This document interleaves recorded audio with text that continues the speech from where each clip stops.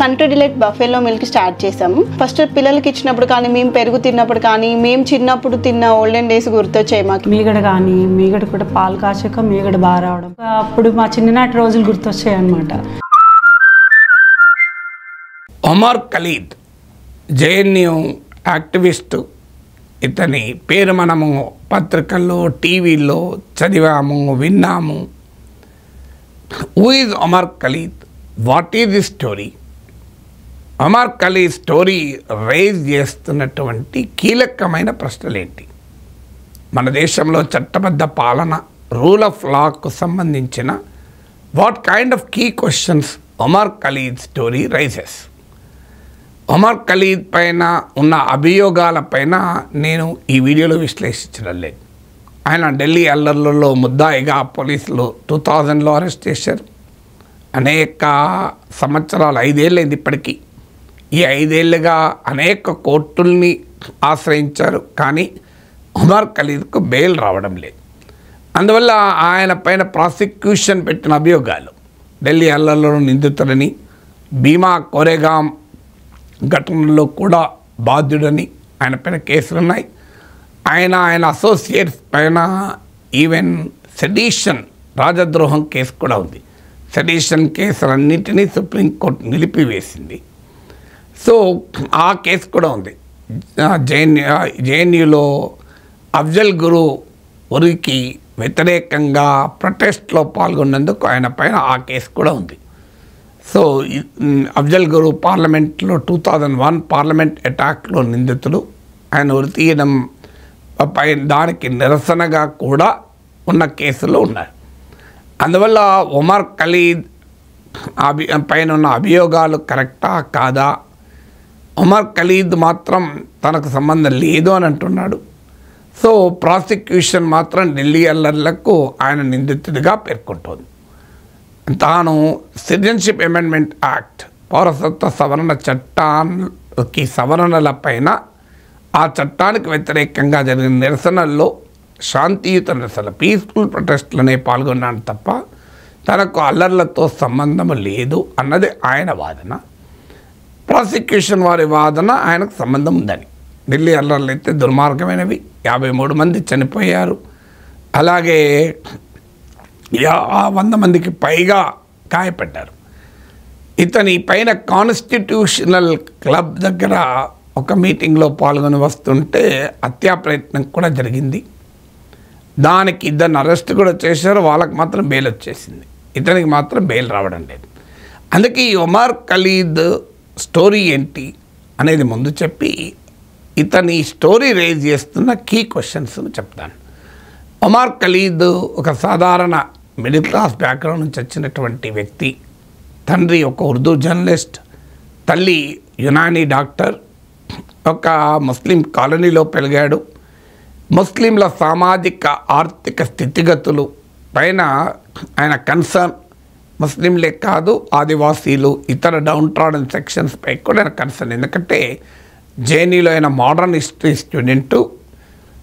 అక్కడ ఆయన research thesis కూడా జార్ఖండ్లో ఆదివాసీల పైన conflicting claims and contingencies of rule on Adivasis in Jharkhand అన్నది ఆయన research thesis. His research is not on Muslims, his research is on Adivasis. ఇక ఒమర్ ఖలీద్ అనడుతోనే ఆయన ముస్లిం ఫండమెంటలిస్ట్ అని, ఇస్లామిక్ తీవ్రవాది అని అభియోగాలను చూసి అభిప్రాయాలు ఏర్పరచుకునే అవకాశం ఉంటుంది. అందుకే ఆయన బ్యాక్గ్రౌండ్ కూడా చెప్పాలి. నేను నాన్ ప్రాక్టీసింగ్ ముస్లిం, జన్మతః ముస్లింనే తప్ప మత విశ్వాసాల రీత్యా నేను ముస్లింను కాదు అని తనకు తాను ప్రకటించుకున్నాడు. ఎందుకంటే ఆయన డెమోక్రటిక్ స్టూడెంట్స్ యూనియన్ DSU అనే ఫార్ లెఫ్ట్ గ్రూప్లో యాక్టివిస్ట్. అంటే అది అతివాద వామపక్ష విద్యార్థి సంస్థలో ఆయన కార్యకర్త. సో అందువల్ల తన ఐడియాలజికల్ నేపథ్యం రీత్యా, సైద్ధాంతిక ప్రభావం వల్ల తాను ఇస్లాంను ఆచరించను అని కూడా చెప్పాడు. ఇక ఇది ఆయనకు ఉన్నటువంటి బ్యాక్గ్రౌండ్. సో ఆయన అకాడమిక్ బ్యాక్గ్రౌండ్, ఆయనకున్న ఫ్యామిలీ బ్యాక్గ్రౌండ్ చెప్పాను. కానీ ఇప్పుడు అందుకే నేను మొదట్లోనే చెప్పినట్టు ఈ వీడియోలో ఆయన పైన అభియోగాలు నిజమా కాదా అని ట్రయల్ నేను జరపడం లేదు, విచారణ నేను జరపడం లేదు. కానీ ఒక ఫండమెంటల్ క్వశ్చన్ ఏంటంటే ఆయనపై హత్యా ప్రయత్నము చేసిన ఇద్దరికీ బెయిల్ వచ్చింది. వాళ్ళు బహిరంగంగానే ప్రకటించారు. వాళ్ళు ఏమీ మళ్ళీ మేము ఈ హత్యా ప్రయత్నం చేయలేదని ఎక్కడా అనలే. వాళ్ళిద్దరూ ఈయనపైన హత్యా ప్రయత్నం చేసిన ఇద్దరు బహిరంగంగా చెప్పింది ఏంటంటే ఒమర్ ఖలీద్ను చంపి మేము స్వాతంత్ర దినోత్సవ గిఫ్ట్ ఇవ్వదలుచుకున్నాము అని చెప్పారు. So they confess the crime. అయినా కూడా వారు శిక్ష పడకపోగా బెయిల్ మీద తిరుగుతున్నారు. మన దేశంలో ఎవరికి కూడా చంపే హక్కు చట్టం ఇవ్వదు, ఈవెన్ రాజ్యానికి కూడా ఇవ్వదు. అందుకే అజ్మల్ కసబ్ మనందరి కళ్ళ ముందట ముంబాయి రోడ్లపైన సామాన్య ప్రజల్ని కాల్చి చంపిన వాడికి కూడా మన విచారణకు అవకాశం ఇచ్చి పూర్తి స్థాయి విచారణ జరిపే ఉరి తీసాము తప్ప ఆయన చంపలేదు. అందువల్ల మన రూల్ ఆఫ్ లా ఏం చెప్తుందంటే ఏ నేరస్తుడైనా నేరం చేస్తే చట్టం ఉంటుంది, కోర్టులు ఉంటాయి తప్ప you cannot leave the punishment to somebody else. Outsource చేయరాదు పనిష్మెంట్.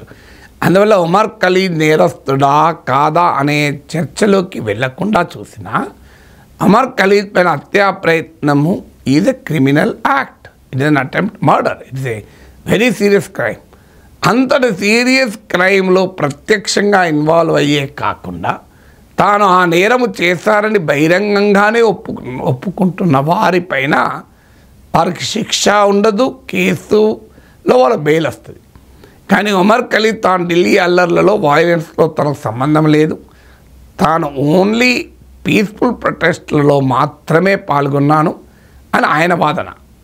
ఆయన అభియోగం వాదన, ప్రాసిక్యూషన్ వాదన ఎలా ఉన్నా ఆయన వాదన.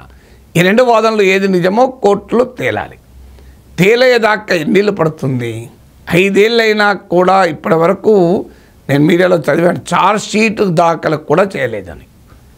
కొన్ని కేసులు అయితే ఆయన మీద మల్టిపుల్ కేసులు ఇంతకుముందు చెప్పినట్లు ఢిల్లీ అల్లర్ల కేసు ఉంది, భీమా కోరెగాం కేసు ఉంది, రాజద్రోహం సెడిషన్ కేసు ఉంది అని. సో ఈ కేసుల్లో కొన్నిట్లో అయితే ఈవెన్ ఛార్జ్ షీట్ కూడా ఫైల్ కాలేదని. మరి ఇలా 5 ఏళ్ళు విచారణ జరుపుతూ శిక్ష విధించవచ్చా? ప్రాసెస్ ఇస్ ద పనిష్మెంట్ అంటారు చూడండి. ఒకవేళ 2 ఏళ్ళకో 3 ఏళ్ళకో 5 ఏళ్ళకో లేదా రేపో కోర్టులు కనుక ఆయన నిర్దోషిగా ప్రకటిస్తాయి అనుకుందాం. రేపైతే ప్రకటించవు, ఖచ్చితంగా కొన్ని ఏళ్ళు పడుతుంది. ఇంకా అప్పటి వరకు ఆయన జైల్లో ఉంటే ఆయన జీవితంలో అత్యంత కీలకమైన సమయం అయిపోతుంది. తర్వాత కోర్టులు ఆయనను నిర్దోషిగా ప్రకటించిన ఆయన జీవితం ఆయనకు మళ్ళీ రాదు. అందువల్ల విచారణ పేరిట జైల్లో పెట్టడాన్ని మన న్యాయ వ్యవస్థ అంగీకరించదు. అనేక సందర్భాల్లో సుప్రీంకోర్టు చీఫ్ జస్టిస్ కూడా ఆందోళన వ్యక్తం చేశారు. కోర్టుల్లో కేసుల పెండెన్సీ వల్ల కావచ్చు, అనేక కారణాల రీత్యా కావచ్చు, పొలిటికల్ రీజన్స్ రీత్యా కావచ్చు, అండర్ ట్రయల్ ప్రిజనర్గా ఏళ్ల తరబడి ఉంచడం. బలమైన సాక్ష్యాధారాలు ఉన్నాయని పోలీసులే చెప్తున్నారు. బలమైన సాక్ష్యాధారాలు ఉన్నప్పుడు ఇంత ఆలస్యం ఎందుకు కావాలి? ఏది విచారణ జరిపించండి. ఆయన నిజమే నేరం చేసి ఉంటే, ఆయన దేశ భద్రతకు ముప్పుగా మారి ఉంటే, ఢిల్లీలో మత కలహాలకు కారణమై ఉంటే, ఆయన రాజద్రోహానికి పాల్పడి ఉంటే చట్టం ప్రకారం శిక్షించండి, అభ్యంతరం ఏమీ లేదు. చట్టం ప్రకారం నేరం చేసిన వ్యక్తిని కాపాడండి నేనేమనడం లేదు. బలమైన ఎవిడెన్స్ ఉందనే ప్రభుత్వ వ్యవస్థలు చెప్తున్నాయి. కానీ మరి 5 ఏళ్ళు ఎందుకు పడుతుంది అంటే వ్యవస్థల దగ్గర సాక్ష్యాలు బలంగా ఉంటే వెంటనే శిక్షలే పడతాయి. కానీ శిక్షలు పడడం లేదు అంటే అర్థం ఏంటి? ఎక్కడో ఒక చోట వీక్ ఉంది ఎవిడెన్స్. అందువల్ల కేసు లాజికల్ ఎండ్కి వస్తే ఉమర్ ఖలీద్ విడుదలయ్యే అవకాశం ఉంటుంది. అందువల్ల ఆయన విడుదల కాకుండానే, కేసు క్లోజ్ కాకుండానే శిక్ష అనుభవించాలి. Process the punishment. ఇది సమంజసమా అని అడిగేది. సో మన దేశంలో చట్టం ఏం చెప్తోంది? సుప్రీంకోర్టు అనేకసార్లు చెప్పింది, bail is a rule, jail is an exception. ఎందుకంటే ఒక వ్యక్తి personal Liberty, right to personal Liberty, వ్యక్తిగత స్వేచ్ఛ అనేది ఆ వ్యక్తికి ఉండేటువంటి ప్రాథమిక హక్కు, ఫండమెంటల్ రైట్. ఆయన ఒక వ్యక్తికి ఉండే ఫండమెంటల్ రైట్ అంటే రైట్ టు లిబర్టీ. అందువల్ల జైల్లో పెట్టడం అనేది ఒక స్వేచ్ఛ అనే ప్రాథమిక హక్కును హరిస్తున్నారు. ఇది నా భాషగా సుప్రీంకోర్టు చెప్పింది. అందువల్ల జైల్ అనేది ఎక్సెప్షన్గానే ఉండాలి, బెయిల్ మాత్రమే రూల్గా ఉండాలి. మీకు మనీష్ సిసోడియాని రిలీజ్ చేసేటప్పుడు, అరవింద్ కేజ్రీవాల్ రిలీజ్ చేసేటప్పుడు, చాలామంది రిలీజ్ చేసేటప్పుడు సుప్రీంకోర్టు చెప్పింది ఇదే, bail is a rule. Supreme court అడిగింది సిబిఐని, ఈడీని, ఈ కేసులు ఎంత త్వరగా ముగుస్తాయని మీరు అనుకుంటున్నారు అంటే ఆ సంస్థల ఆన్సర్ చెప్పలేకపోయాయి. ఎందుకంటే వాళ్ళ పొలిటికల్ బాస్ చెప్పాలి కదా ఆన్సర్. ఆ సంస్థలు ఏం చెప్పగలవు? అప్పుడు సుప్రీంకోర్టు ఇదే మాట అన్నది, అయ్యా వాళ్ళ లిబర్టీ ఇది ఫండమెంటల్ రైట్, మీరు నేరస్తుడి ఫండమెంటల్ రైట్స్ అమలు కావు, కానీ అండర్ ట్రయల్కు కూడా ఫండమెంటల్ రైట్స్ ఉండాలి కదా. ఈవెన్ నేరస్తుడికి కూడా ఫండమెంటల్ రైట్స్ ఉంటాయి కొన్ని. నేరస్తుడైనా మనకు కాల్చి చంపరాదు, అందుకే అజ్మల్ కసబ్ను మనకు కాల్చి చంపలేదు, వాడిని విచారణ జరిపినాకనే ఉరి తీసాం. మరి నేరస్తునికే ఫండమెంటల్ రైట్స్ ఉంటే విచారణ ఎదుర్కొంటున్న నిందితుడికి ఉండదా? Umar Khalid is not a criminal by law now, is only accused as per law. మరి అక్యూజ్గా ఉన్నప్పుడు బెయిల్ ఎందుకు రాదు? నార్మల్గా బెయిల్కు ఉండే రూల్స్ ఏంటి? ఒకటి, సాక్ష్యాధారాల్ని తారుమారు చేయగలగాలి, చేసే పరిస్థితి ఉందా? 2, సాక్షుల్ని బెదిరించగలగాలి, ఆయన ఏం పవర్లో లేడు బెదిరించడానికి. 3, ఆయన చట్టానికి దొరకకుండా వెళ్ళిపోవడం, విదేశాలకే వెళ్తాడు అలాంటి అనుమానాలు ఉంటాయి. ఏముంది, ఆయన పాస్పోర్ట్ సీజ్ చేస్తే ఎక్కడికి వెళ్ళలేడు. 4వది, అదే నేరం మళ్ళీ రిపీట్ చేస్తాడని, ఆ కండిషన్ కోర్టులు పెట్టి రిపీట్ చేయకుండా నియంత్రించవచ్చు. సో అందువల్ల మీకు ఈ 4 కండిషన్స్లో మాత్రమే బెయిల్ నిరాకరించాలి. సాక్షుల్ని బెదిరించడము, సాక్ష్యాధారాలు తారుమారు చేయడము, చట్టానికి విచారణకు దొరకకుండా పోవడము, మళ్ళీ ఆ నేరాన్ని రిపీట్ చేయడం. ఇందులో సాక్షుల్ని బెదిరించడము, సాక్ష్యాధారాలు తారుమారు చేయడం అనేది సాధ్యమే కాదు. ఎందుకంటే ఆయన ఏం పవర్లో లేడు కనుక, ఆయన ఎదుర్కొంటున్నదే రాజ్యాన్ని, స్టేట్తో ఫేస్ అవుతున్నాడు కనుక state is 100 times, 1000 times, million times more powerful than an individual కనుక. ఇక ఆయన చట్టం నుంచి దొరకకుండా పోతాడా అంటే ఇది యాక్టివిస్ట్, దొరకకుండా పోయడానికి స్కోప్ లేదు. అది ఆ అనుమానమైనా ఉన్న పాస్పోర్ట్ సీజ్ చేసుకోవచ్చు, ఇబ్బంది ఏమీ లేదు. ఇక ఆయన అదే నేరం చేస్తాడా అంటే ఆయన నేరమే చేయలేదని ఆయన వాదిస్తున్నాడు. నేను అదే నేరం చేస్తానంటే కోర్టు రిస్ట్రిక్షన్స్ కూడా పెట్టచ్చు.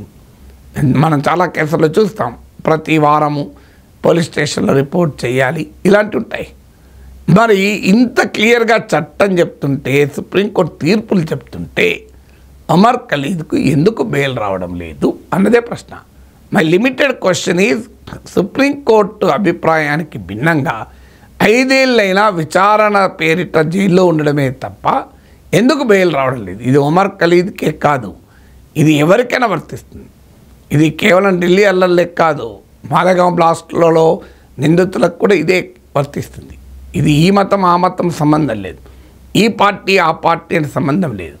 ఎవరికైనా దేశంలో రూల్ ఏముండాలి అంటే, విచారణ పేరిట ఏళ్ల తరబడి జైల్లో పెట్టడం అనేది ఒక ప్రజాస్వామిక రాజ్యాంగబద్ధ దేశ లక్షణం కాదు. నేరస్తులు నేరం చేస్తే వదిలివేయకూడదు, ఎట్టి పరిస్థితుల్లో వదిలివేయకూడదు. మొత్తం 53 మంది ప్రాణాలు పోయిన ఢిల్లీ అల్లర్ల మామూలు విషయం కాదు కదా. సో అందువల్ల ఎట్టి పరిస్థితుల్లో వదలమని నేను అనడం లేదు. కానీ విచారణ పేరిట ఏళ్ల తరబడి జైల్లో ఎవరిని పెట్టినా తప్పే. ఉమర్ ఖలీద్ కొరకు కాదు నేను ఈ వీడియో చేస్తున్నది, ఎవరికైనా అది తప్పే అని అంటున్నాను.